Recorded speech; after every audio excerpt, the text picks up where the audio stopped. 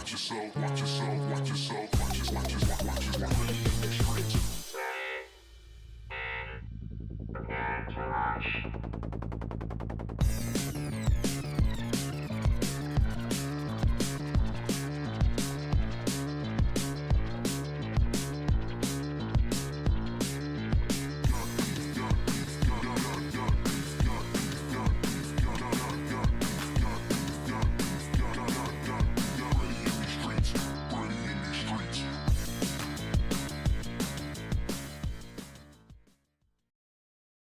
The gigantic government sucks.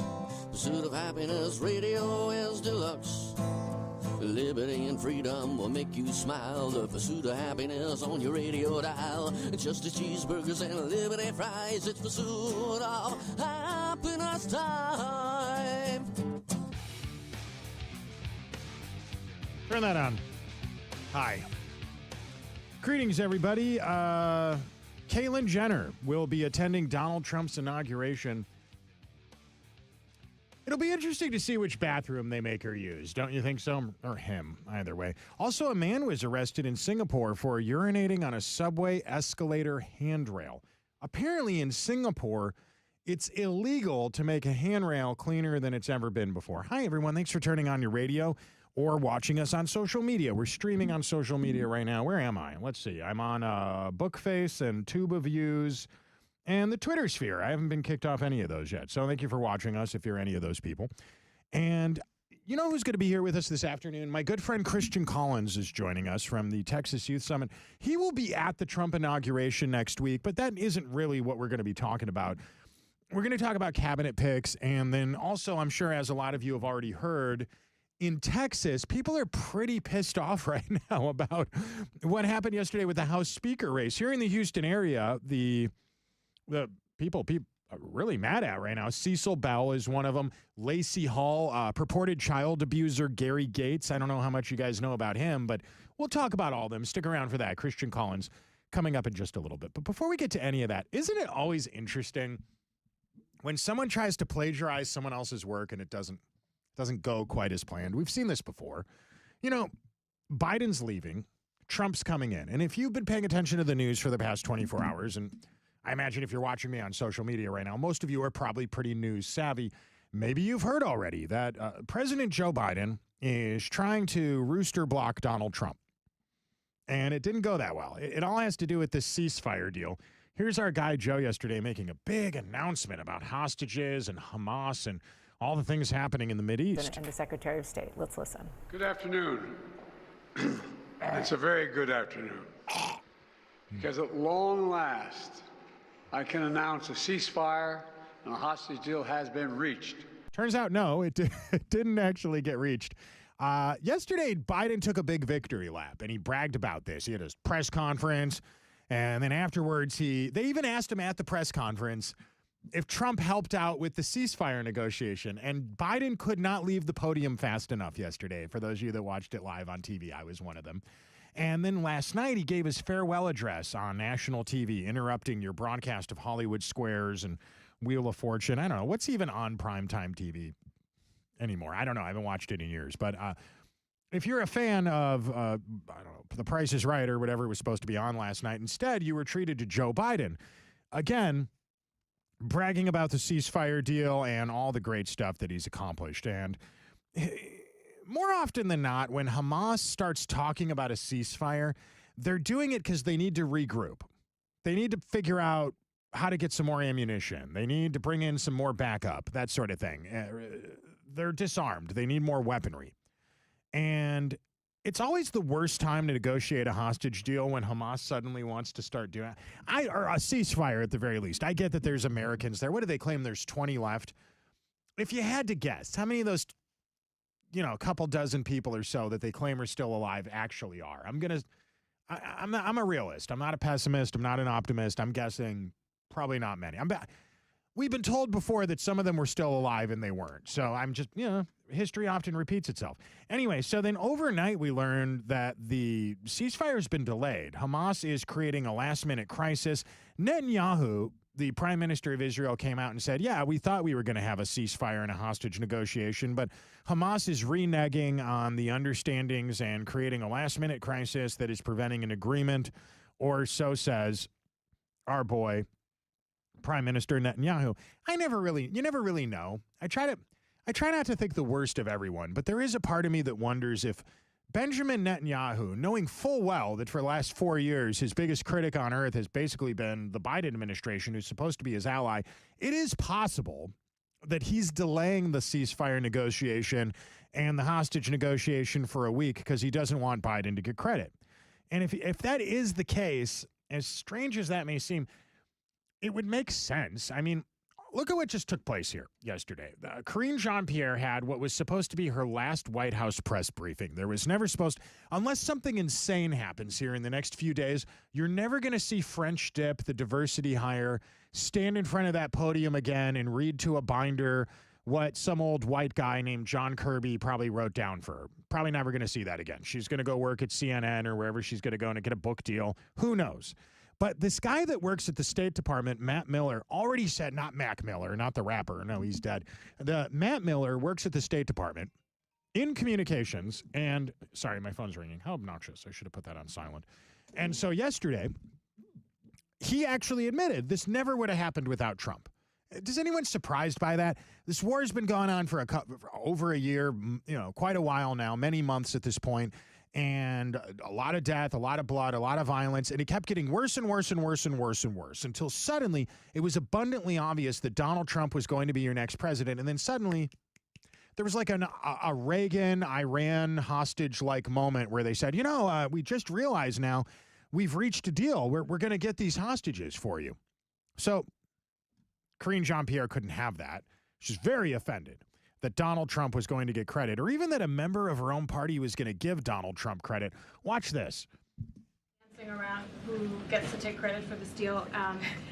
No one's dancing around here. Our colleague at the State Department briefed our colleagues that President Trump was critical in getting this deal over the line. Do you not agree with that statement? I mean, look, I'm not going to speak to a random person. I don't know who this person is. I'm not going to. Oh. What I can say. You don't think she knows who Matt Miller? You don't think I know who he is? You don't know somebody that works in the White House every day doing the exact same thing that you do? Do you guys believe that? Of course not. Nobody believes that. Anyway, so for the time being, this ceasefire is on hold. We'll see what happens. We'll keep talking about it. I can't help but notice, though, as a lot of these people are leaving office and taking off, the liberal media is doing everything they can to try to make them look like they're not the people that we all know that they are. The top news story today at Politico.com. Let me put this up on the screen for you guys here. I was just tweeting about this for those of you that follow me on Twitter. You already saw this. But look at the top news story today. Politico.com is supposed to be one of the most important liberal news outlets, inside the Beltway news outlets in existence. Their top news story today is that Pete Buttigieg is having a hard time explaining to everybody why he did a good job. With all the changes happening in D.C. this week, changing of the guard, people emptying out their desks, new people coming in, confirmation hearings, wildfire in Southern California, hostage negotiations, ceasefire, maybe not on the table anymore, war in Yemen, war in Israel, war in Ukraine, war at the border. You get it. It's pretty bad out there. It's a strange time to be alive.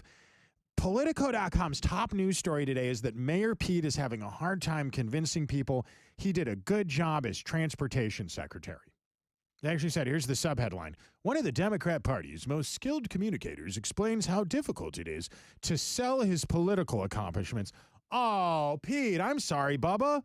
Oh, you poor guy. Oh, you guys. Mayor Pete's having a hard time convincing people he did a good job. Isn't that? Oh. So poor Mayor Pete. Feel bad for him. Planes are falling out of the sky over the last 4 years. We got boats crashing into bridges. There are train derailments. We all remember what happened in Palestine, Ohio. Chemicals getting in the water, people getting poisoned, backups at every major port since the pandemic. I would assume that with the exception of 9/11, there's not been another time during my life when our problems with transportation in this country were more dramatic and traumatic than during the tenure of Mayor Pete. What exactly did Mayor Pete do? while he was in charge of the transportation department. He went out, he spread equity to transportation. What does that mean? He got rid of all the old racist road signs. He got rid of stuff like Hang Tree Lane and replaced it with George Floyd Avenue. So that's great that he did that. I think that's good for you, Mayor Pete. You've really done an amazing job. And now you're leaving. And I don't know why it's so important for Politico.com to help Mayor Pete get his next job. But could you even remember a time in your life when you knew who the Mayor Pete is so bad at being the transportation secretary. Mayor Pete is so bad. How bad is he? Thank you very much. Mayor Pete is so bad at being the transportation secretary. There's not even probably been another time in your life when you knew who the transportation secretary was, much less knew everything he was up to all the time, constantly. My favorite Mayor Pete moment, by the way, was still this. I'm sure you guys remember this one. Mayor Pete takes over as transportation secretary. There's all these problems, backups at the port and train derailments and all these crazy things are happening. And where is Mayor Pete? He surfaces twice in his first, I think it was his first year in charge of the transportation department. The first time was when he lied to everybody and said he rode a bicycle to work every day. And then some journalist actually followed him and photographed him taking his bike out of the back of a van and pedaling it through a parking lot. Do you guys remember that? You lie about riding a bike to work? Why would anyone lie about that? But then there was this. Then there was Mayor Pete. Oh, who could forget the time why is he in a hospital bed with a newborn baby? For those of you watching me on social media, you see what I'm looking at. But to those of you listening on the radio, you don't. We're looking at a photo right now of Mayor Pete and his husband, life partner, whatever he's called. I don't know. I don't care. I don't care if you're gay. But they're in a hospital bed as if they just gave birth. So not only is Mayor Pete the worst transportation secretary in the history of that particular position, cabinet position in our federal government, he's the first man to ever give birth while sitting in an active cabinet position. I mean, I don't know why he's having a hard time finding a job. You're listening to The Pursuit of Happiness Radio. I guess it's not available in Canada, eh? No, it is not. If you're watching me on social media right now, I am recording segments that will be heard this afternoon during our live broadcast on kprcradio.com. You can also listen to us on AM 950 in Houston, Texas, the oldest radio station in Texas, owned by iHeartMedia. Many people refer to it as the edgier of the two talk radio stations that iHeart owns in Southeast Texas. And, and we can also be heard on 94.53 HD. We're on FM as well. Most people listen online, though, which is what you guys are doing right now. And if you're wondering why I'm talking about that and not any, it's because I'm saving the segment I just recorded. Stand by. We'll begin in just one short moment. Right after this, everybody. Hang on a second here.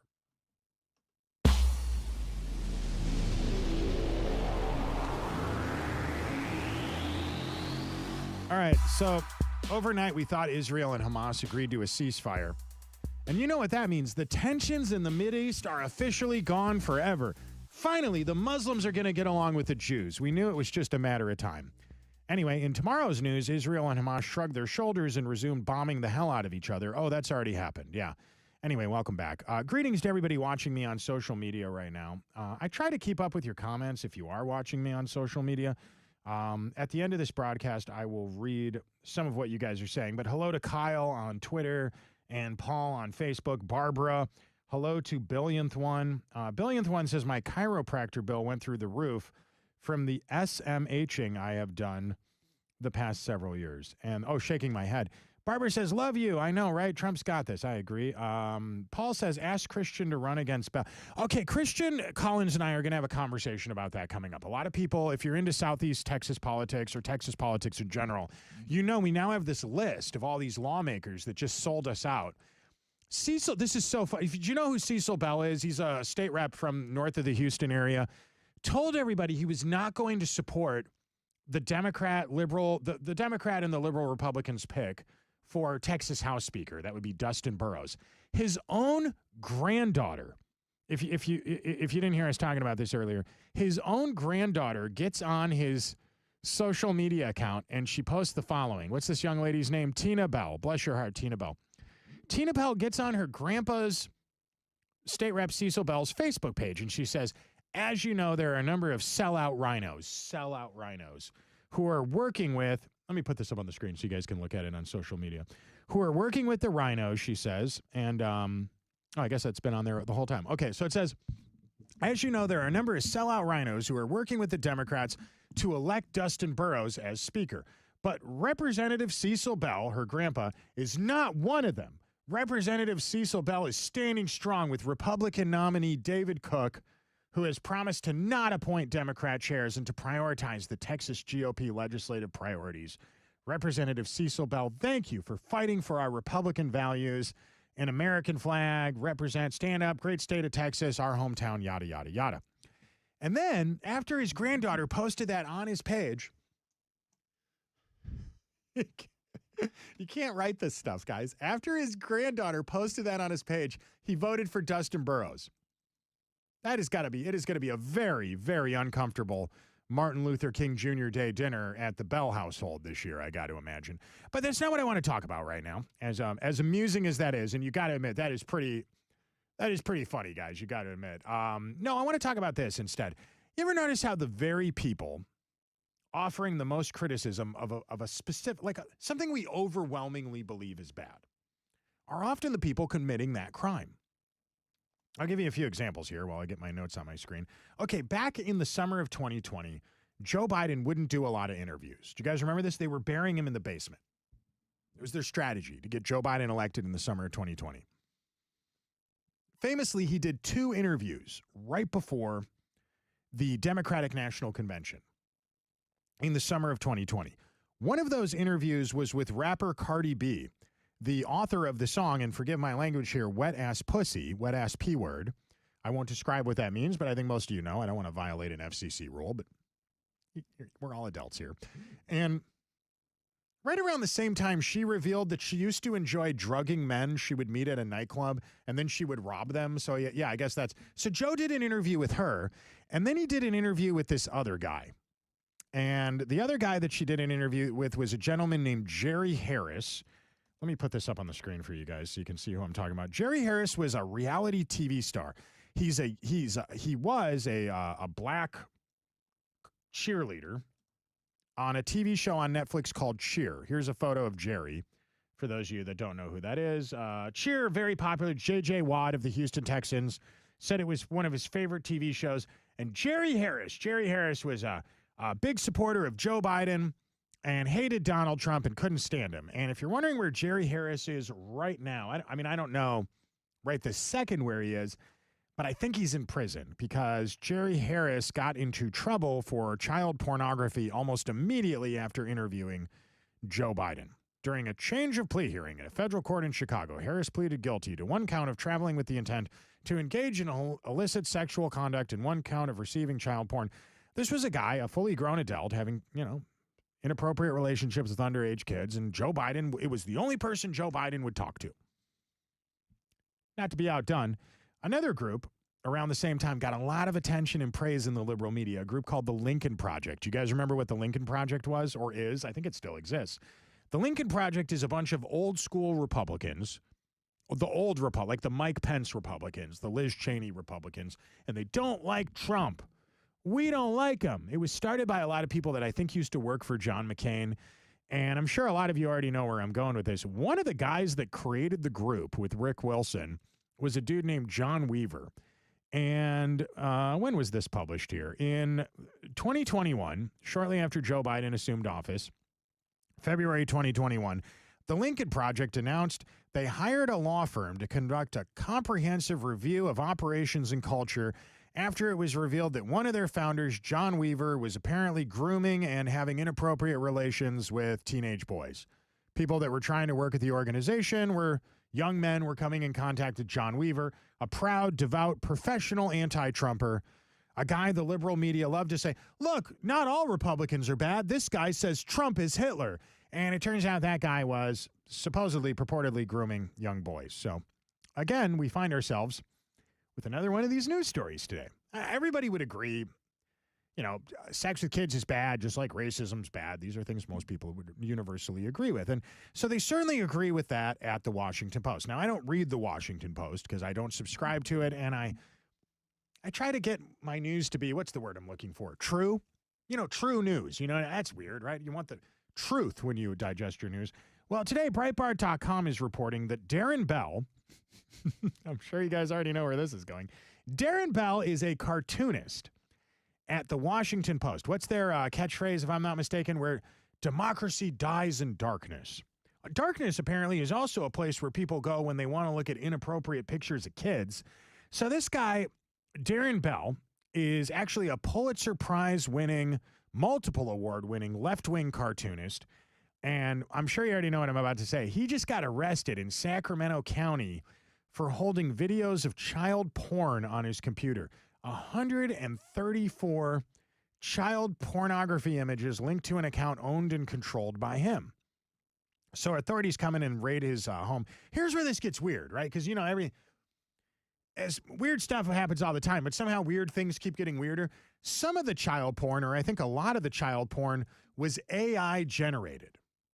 This is kind of a gray area for legality here. I don't know if there's already a law against AI generated child porn, but I hope that there would be, you know what I mean? I don't know. Or if there's not, then let's go around and find all the people that are generating AI-generated child porn and arrest them. I don't know how that works. I mean, I guess we could all assume we know how it works, but apparently there's AI software you can use to generate images of child porn. So it begs the question, is it even child porn if it's AI-generated? I would argue that it is. I don't know what your argument would be, but I would say it is.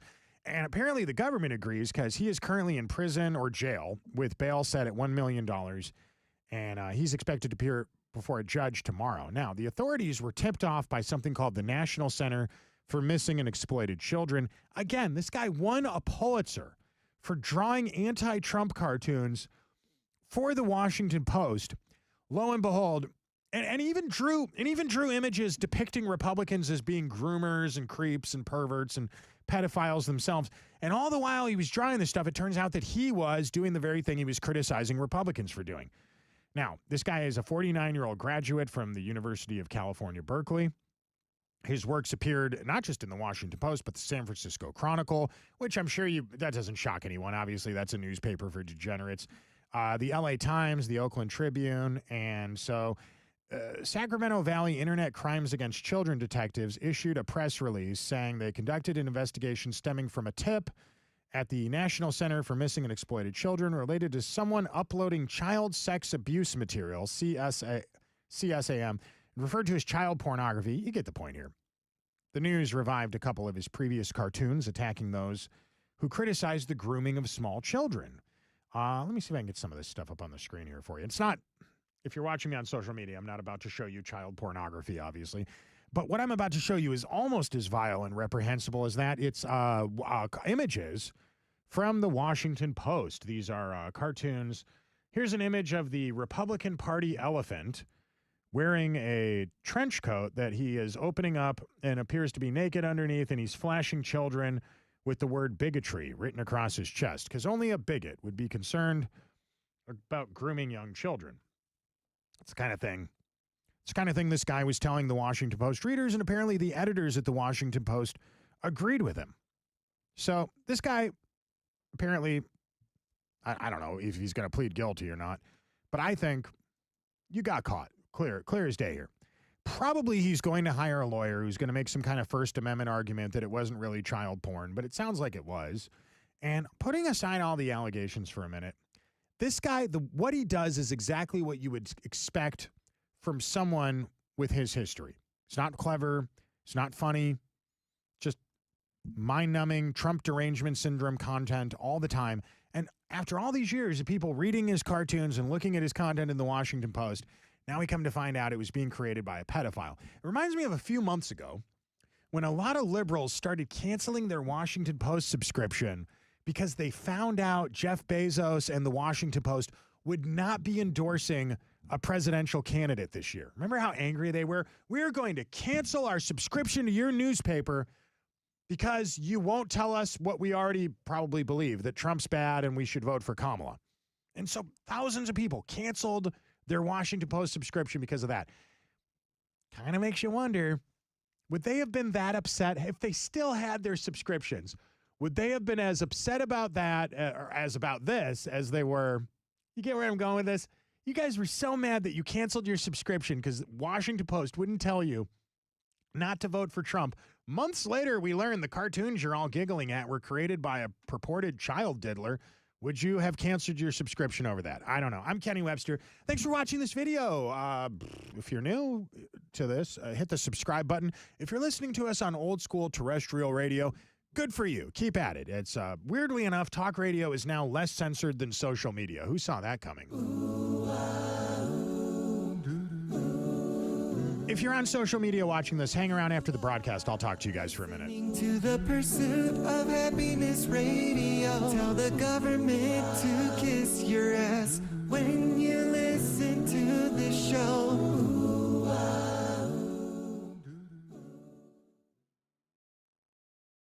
Hey everyone, I got to get home and walk Milton in a minute, but I do want to react to your comments before I go. This whole broadcast, I don't know if you guys could tell, I had a piece of rice in my teeth. I just ate I always try to eat healthy nowadays. Now that I'm divorced, I'm always trying to, keep my lean, girlish figure, if you will. And so I eat a lot of like spinach wraps. It's rice, spinach. It's a tortilla made out of spinach, and then it's got vegetables and chicken and that sort of thing. And I always get it stuck in my teeth, and then I eat it right before I do this. So if you're wondering why I keep doing that, that's why. I know it's not pleasant to hear me talk about that, but transparency, I think, is the most important thing. You guys deserve to know why I kept touching my teeth. Anyway, let's get caught up with you guys. Greetings to Kyle. What's up to you, dude? How you doing? Paul says left-wing cartoonist Darren Bell just got arrested for creating AI. Yeah, that's the story I just did.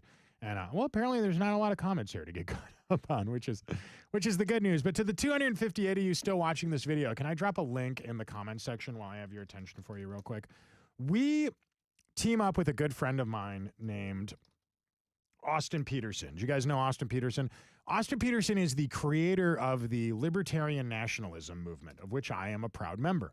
It is a movement for people with libertarian values, people that value liberty and small government, but recognize that you can't have liberty and small government with open borders. We've reached a point where we need immigration. And so we're against anarchy, and basically it's conservative libertarianism is what it is in a nutshell. And in addition to doing that, which I think is brilliant, and I agree with most of Austin's political opinions, he is also the creator of the Walton & Johnson online store. If you click that link I just sent you guys, you will notice we sell a lot of really cool merch. Our latest is this Sandals Guantanamo Bay t-shirt, and order that while you can, because I got to think. Let's not kid ourselves here. At some point, here, let me put this up on the screen so everybody can look at it. At some point, I'm guessing we're going to get a cease and desist on that. And if we do, we will stop. We're not here to upset the good people at Sandals. But isn't that funny? Hang on, let me get this on the screen so you guys can look. Come on, that's pretty brilliant, right? Sandals, Guantanamo Bay. Cheap, right, compared to what you're paying for most merchandise or clothing, retail clothing nowadays. If you're a fan of the Walton & Johnson show, I don't even need to explain this to you. We now have the Green Beans Eat It Every Day t-shirt and pillow, both available on the website in different colors. If you're a Walton & Johnson listener, you already know what that means. Rubber ducky stuff. Apparently the Jeep people love this. We've got tons of that for sale. And hats and shirts and bikinis. Spring break. When winter ends, spring break will come. And who else has Javier Milei bikinis? We've got them. Who else has a MAGA bikini? Probably a lot of people, but we do too. Something people really love is this Helen Keller Memorial Gun Range stuff we came up with one day at my gym while we were all cracking jokes. Silent but deadly. Helen Keller, why wouldn't you want to shoot guns with her? And if you do order any of this stuff, there's a link there in the comment section. Just go to ilovewj.com. We raise a lot of money for charity. We don't make a living selling shirts. It's not what we do.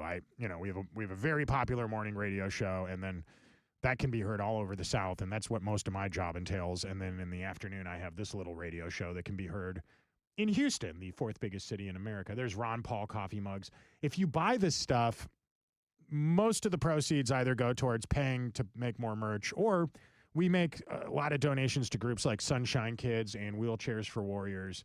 Wheelchairsforwarriors.org, obviously, you guys know, is a charity that is near and dear to my heart. And if you've ever supported them or gone to one of our stand-up comedy shows over the years with guys like Jesse Payton or Chad Prather or any of the funny comics that we've worked with, we've raised a lot of money for Wheelchairs for Warriors and a lot of money for Sunshine Kids, which basically is just send little kids with cancer to the beach and stuff. So it's a worthy cause, and I hope you guys would agree with it.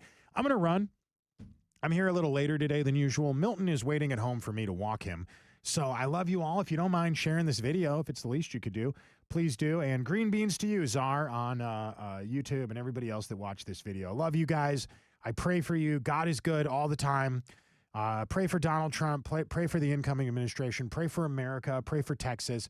I'll be back bright and early tomorrow morning for more of what you guys bought a radio for. Have an awesome day. The gigantic government sucks. Pursuit of Happiness Radio is deluxe. Truth with a dose of sarcasm. Right here on Pursuit of Happiness Radio. It's hard work to host